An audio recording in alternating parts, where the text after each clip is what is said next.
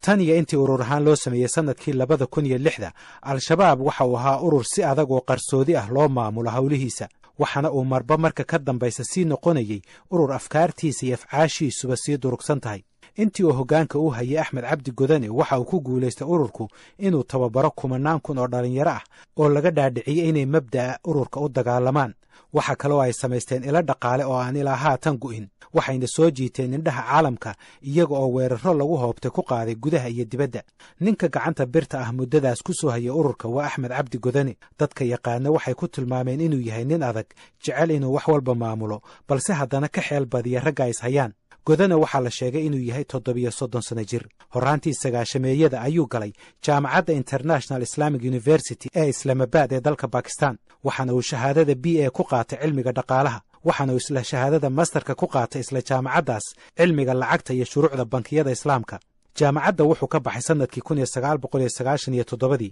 dadka ay jaamacadda wada dhigan jireen waxay VOA u sheegeen inuu ku xirtay xubno ka tirsan ururka Jamaaca Jihaad ee dalka Masar kuwaasi oo geeyay dalka Afghanistan waxaa la sheegay inuu sanad walba xilliga fasaxa uu tagi jiray dalka Afghanistan isla markaana uu ku soo qaadan jiray tababaro la xiriira hogaaminta iyo in xalka kaliya lagu soo celin karo sharafta islaamka ay tahay jihaad waxyaalaha lagu heli karo cisiga adduunyo iyagoon dhan kaleba ka eegin marka halku-dhagyada ay ka tageen waxa ka mid ahaa ay odhan jireen Soomaalidii hore ninkii xoolo dooniyo xamaro ogow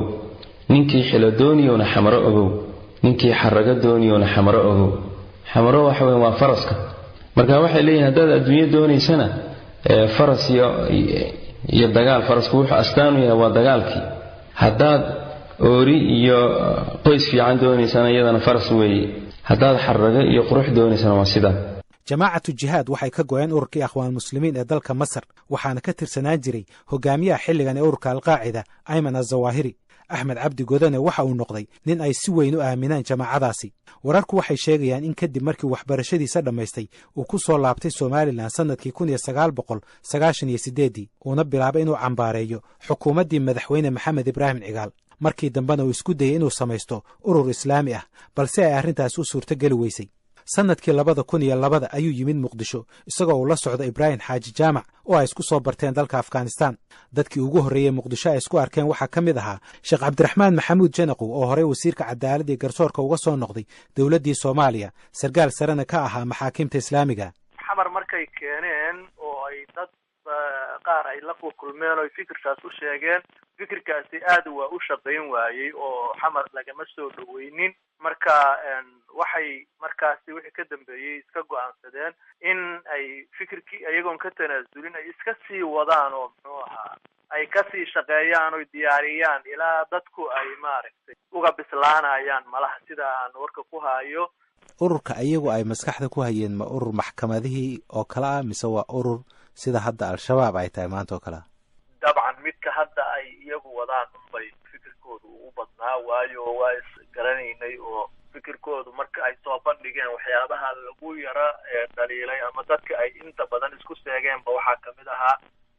fikirkan dagaalada oo muxuu ahay dadkan la ikhtiyaalayo ama shirqoolada gaadmada dadka lagu dilaayo iyo waxyaaba noocaas oo markaas aan dadku u liqmi karin ayay wateen ka hor inta uusan noqonin amiirka al-shabaab waxa uu soo ahaa madaxa dugsiga tababarka mintidiinta ee ku yaala waqooyiga Muqdisho ee lagu magacaabi jiray Salaaxudiin Al-Ayuub oo ay wada asaaseen isaga iyo Aadan Xaashi Cayrow madaxii difaaca iyo howlgallada ee al-shabaab oo laftigiisa ku dhintay duqayn ay Mareykanku geysteen sanadkii 2008 sanadkii 2012 kadib muran dhex maray isaga iyo xubno ay ka mid yihiin Ibraahim Afqaan iyo Sheekh Xasan Daahir Aweys ayaa Godane waxa uu ku dhawaaqay inuu bayco ama qandaraas la gaaray ururka al-Qaacida ayna isku biireen waxa lagu tilmaamaa inuu yahay nin aftahan ah oo ka soko amiirnimada jecel in loo arko inuu yahay wadani Godane waxa uu in badan u digay dadka ka soo horjeeda ururka al-shabaab waxaana uu ka codsaday inay adeecaan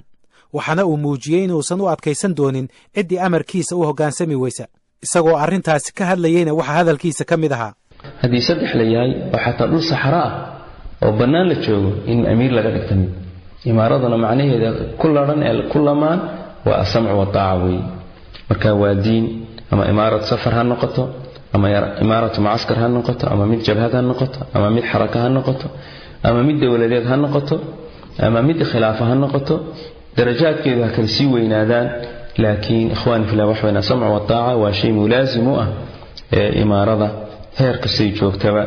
19 bishii Juun ee sanadkii hore waxaa magaalada Baraawe lagu dilay 2 xubnood oo ka tirsanaa hoggaanka ururka oo ku jiray Ibrahim Al-Afqaan iyo Sheekh Cabdulxamiid Colhaye oo loo yaqaanay Macallin Burhaan. waxaana la aaminsan yahay in ciidamada amniyaadka ee hoos yimaada Axmed Cabdi Godane ay ka dambeeyeen dilkaasi. labadaas nin iyo kuwo kaleba waxaa la aaminsan yahay inay noqon kareen kuwa maalin uu bedela Axmed Cabdi Godane. waxaa kale oo la sheegaa inuu hoggaanka ururka qaban karayay Sheekh Mukhtaar Roobo Abu Masuur, balse isaga laftigiisa khilaaf dhex mara isaga iyo Godane darteed uu ka tegay ururka isagoo oo ku noqday deegaanka uu ka soo jeedo. nin hore uga tirsanaan jira ururka waxa uu ii sheegay in bixitaanka Godane haddii la xaqiijiyo uusan ka dhignayn dhammaadka ururka. waxa uu aaminsan yahay in bixitaanka Godane uu soo celin karo shakhsiyaad muhiim ah oo hore uga tirsanaan jira ururka, kuwaasi oo Godane ay iskhilaafeen uuna ka mid yahay Sheekh Mukhtaar Roobow. hase yeeshee Sheekh Cabdulqaadir Janaqow waxa uu shaki uga jiraa in ururku uu dad kale soo jiidan karo. Sheekh Cabdiraxmaan Maxamuud Janaqow waxaa kaloo uu aaminsan yahay inaan laga yaabin in ururku uu ka faa'iido maqnaanshaha Godane sababtoo ah ayuu yidhi waxaad garan kartaa haddii uu meesha ka baxo dee waxa dhammaa baxa, waayo ma lahan leadership fara badan oo isaga ka garab shaqaynayay oo dhisnaa ma jiro. dictatorku inta isaga ka hoosaysana waa baabi'iyaa, isagu markuu baaba'ana waxa dhammaa baaba'a. balse Professor Ken Menkhaus oo cilmiga siyaasadda ka dhiga jaamacadda Davidson College ee gobolka North Carolina ee dalkan Maraykanka ayaa qaba inaysan u badnayn in dhacdadani ay waxyeello u geysato xarakada, inkastoo laga yaabo ayuu yidhi tafaraaruq inuu marka hore dhaco. waxaana uu tusaale u soo qaatay in dilkii taliyii hore ee Al-Shabaab Aadan Xaashi Cayrow uusan waxba u dhimin ururka.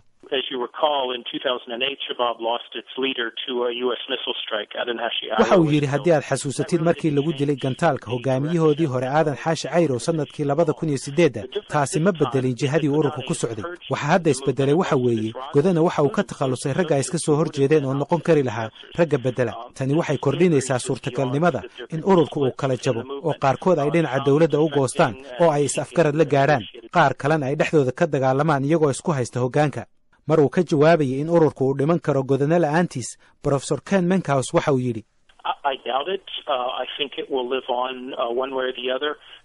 shaki ayaa iiga jira arrintaasi. waxay ila tahay inuu sii noolaan karo si kasta taasi ha ku timaadee. waa suurtagal in ururku uu cidhiiri soo food saaro oo kala dhambala aakhirka, kadibna uu mar kale dib u soo noolaado isaga oo magac kala huwan.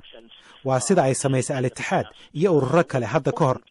haddaba yaa laga yaabaa inuu bedelo Axmed Cabdi Godane? dadka aqoonta u leh Al-Shabaab waxay sheegeen in laga yaabo dhowr nin midkood inuu bedelo. ninka ugu horreeya waa Mahad Warsame Qale oo lagu naanayso Mahad Karatay, sidoo kalena loo yaqaano shabaab dhexdeeda Odawaa. waxa uu hore uga tirsanaan jiray taliyaashii ururka Al-Ittixaad. waxa kale uu la soo dagaalamay Itoobiya sagaashameeyadii gobolka Gedo. waxaa la sheegay in dabayaaqadii sagaashameeyada lagu xiray dalka Kenya, kadibna loo wareejiyey dhinaca Itoobiya, balse markii dambe la soo daayay laguna arkay gobollada dhexe ee Soomaaliya. waxaa lagu tilmaamaa inuu yahay nin aan si toos ah u sheegin waxa uu damacsan yahay, aamus badan, balse ku wanaagsan abaabulka ciidanka, inkastoo inta badan uusan aadin furimaha dagaalka. waxa uu dhowr jaga ka soo qabtay ururka Al-Shabaab oo ay ku jirto jagada madaxa amniyaadka, madaxa maktabka difaaca, iyo haatan oo uu yahay ku-xigeenka amiirka. kasoko jagadaasi waxa uu kormeeraa oo hoos yimaada waaliyaasha gobollada Shabeellada Hoose, Shabeellada Dhexe, Jubbada Hoose iyo Jubbada Dhexe. nin kale oo bedeli karaa waa Sheekh Mahad Cabdikariin oo loo yaqaano Axmed Diiriye ama Axmed Dheere.